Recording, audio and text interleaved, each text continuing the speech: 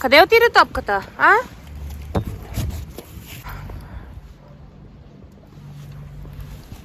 Здрасти хора, тук е Симона. Как сте? Аз съм супер. Тези 2 дни се отдадох на почивка, на разходки из центъра на София. Между другото, така доста отдавна не бях ходила. Все някакви други неща се въртяха с детето, обиколки в парка и така нататък. Но с една моя приятелка последните 2 дни се отдадохме... Се отдадахме на обиколки, отидахме в това заведение, ще ви пусна кадри. Реших да започна да правя такива видеа, в които обикалям заведения в София, които наистина си заслужават вниманието, заслужават си парите, заслужават си менюто, заслужава си всичко. Та ще ви пусна кадри да видите какво сме избрали ние. Дано ви допадне. Ако вече сте посещавали тези места, моля споделете с мен отдолу в коментарите. Ако ли пък не, отидете, пробвайте и ми кажете после как са ви се сторили. Боби, много ми е приятно, че пак съм тук. Нещо последните седмици не ми се получи номера да снимам всяка седмица видео, че както ми се иска и по 2 пъти, но наистина ще се постарая това да се промени. Наистина просто нямах много за правене, честно да си кажа, нямаше какво интересно да снимам. Някакво ежедневие еднообразно се получи, но сега ми предстоят някои интересни неща, така че следват няколко видеа на куп, така че ще има какво да гледате. Отдадохме се на обиколки в мола, отдадохме се на, така да го кажем, лекото ежедневие, което включва точно едни такива безцелни разходки, сядане по заведенията, обиколки на мола. В последно време все по-рядко ми се случват такива лежерни и спокойни дни, в които да не си давам зора ми, просто да се пусна по течението, пък да става каквото ще. Когато човек има и дете, вече нещата се променят още повече. Аз, честно казвам, се наслаждавам на такива дни, особено когато са споделени с добър приятел. Е супер! Сега отново сме в парка, малкия си тръгна. Малкия е намерен. Ти къде ходиш?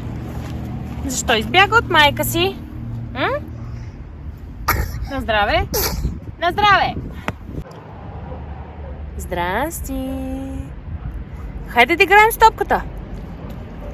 Хвърляй силно топката! Силно хвърляй! Браво! Да, тръгнах да казвам, че наистина след като имаш дете, ежедневието ти се променя. Но аз в никакъв случай не бих казал, че се променя към лошо. Напротив, променя се към едно по-хубаво добро, което обаче пък е много по-различно от предишното. Всички родители ще ме разберат. Тези, на които им предстоите първо, ще ме разберат. Много е готино, много е приятно, много е сладко. Много пълноценно време. Да, пълноценно като това да играем с една топка 20 минути, да ритаме. Човек задобрява в неща, в които не е вярвал, че може да задобре. Включително родителството. Ще ви пусна кадрите, за които говоря. Ще ми е интересно да ми споделите и вие приятни места в София за хапване. Все по-малко са наистина местата, които си заслужават, където е вкусно, където има съотношение цена-качество, така че наистина ще съм благодарна, ако ми споделите вашия хубав опит с заведения в София. Гледайте сега. Днес с моята приятелка сме решили да посетим някой ресторант, ще ви заведем с нас. Ще гледаме да е нещо интересно, нещо, което вие ми предложихте. Аз попитах в Инстаграм какво ще ми препоръчате.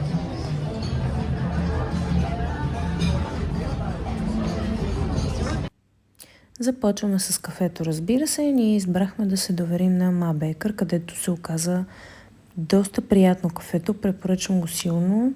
Много леко, много ароматно. Страхотно като за начало на един хубав и приятен ден. Аз обичам моето с мед.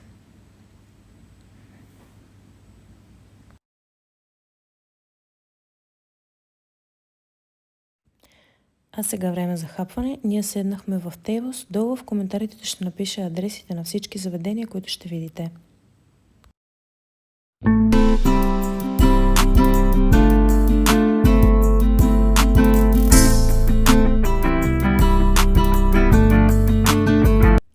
Докато гледате малко кадри от заведението, ще си позволя да ви кажа, че наистина останахме много доволни от храната, от обслужването. Беше наистина супер. Ще се върнем отново пак с удоволствие. Долу ще оставя инстаграм на заведението, за да може да го разгледате и силно препоръчвам да го посетите. За десерт, за обяд, просто за питие, няма значение. Вижте банята. Едно от любимите ми места. Всичко е направено със страхотен вкус, наистина. Време за десерт. А щом е време за десерт, няма нищо сравнимо с Вила Русиче. Тази така безизвестна доскоро сладкарница вече е едно от топ локациите в София, където да хапнете наистина качествена торта. Цените са сериозно завишени, но аз смятам, че понякога си заслужава за нещо наистина толкова вкусно.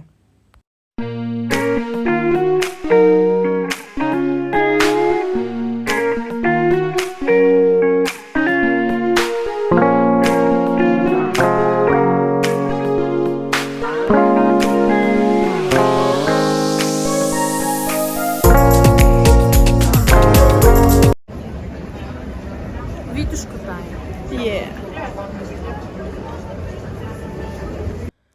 Тук сме вече на следващия ден, където за обяд избрахме едно много модерно и тенденциозно място. Нямаше как без да проверим дали всички тези хвалби си заслужават. Да, беше вкусно. Няма да споменам на кое друго заведение преди, че защото не знам дали имам право. Хареса ни. Цените отново не са от най-ниските, но пък гледката си заслужава. I'm feeling high.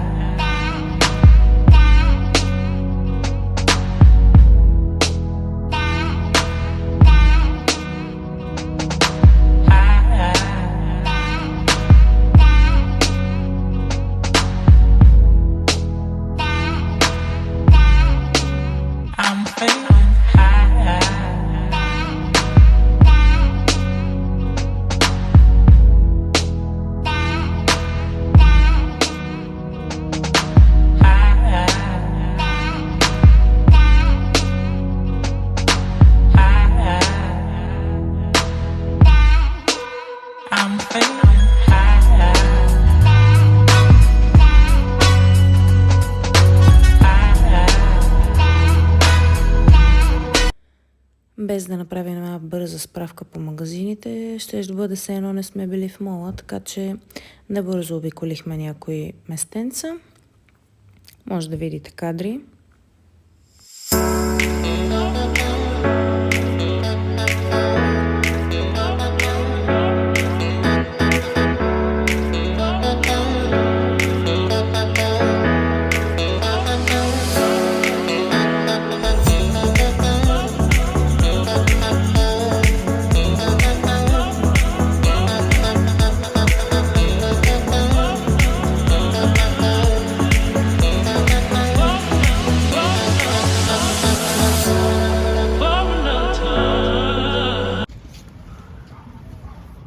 Ще съм благодарна да ми споделите долу в коментарите какви видеа са ви интересни, защото аз вече наистина съм объркана.